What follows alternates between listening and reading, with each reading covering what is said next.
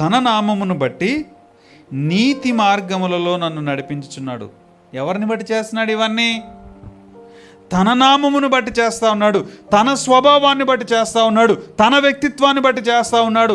నేనేదో గొప్పవాడిని కాదు, నేనేదో దేవునికి చాలా ఇచ్చేసానని కాదు, నాకు యోగ్యత ఉందని కాదు, నాకు అర్హత ఉందని కాదు.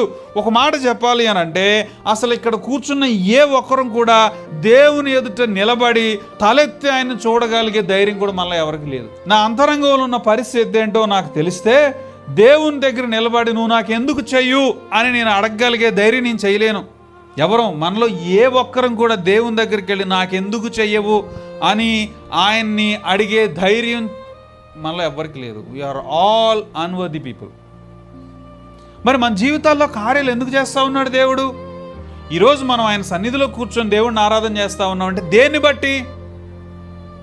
నా గొప్పతనం బట్టి కాదు, నేను దేవునికి ఏదో చేస్తున్నానని బట్టి కాదు, నా పరిచర్యని బట్టి కాదు, ఇవేవి కాదు.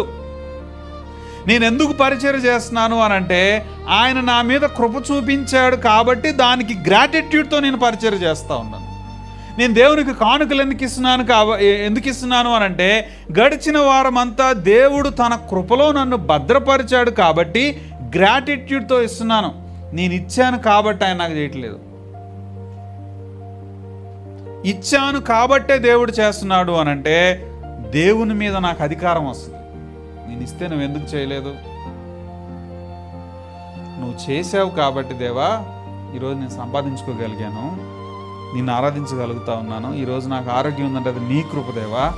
ఇగో నీకేమి ఇచ్చినా తక్కువే, కానీ నా సంతోషం కోసం కొద్ది కానుక నీకు ఇస్తున్నానయ్యా. తన నామమును బట్టి నీతి మార్గాల్లో నడిపిస్తున్నాడు.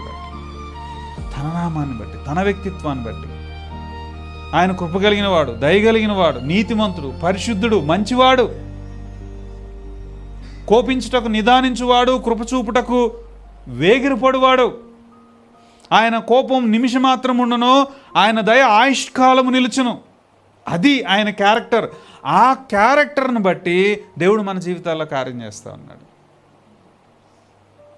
మరలా మొదటి కండిషన్కి వస్తా ఉన్నా నేను. ఎప్పుడు జరుగుతాయి ఇవన్నీ? యెహోవాయే నీ కాపరిగా ఉంటాడు.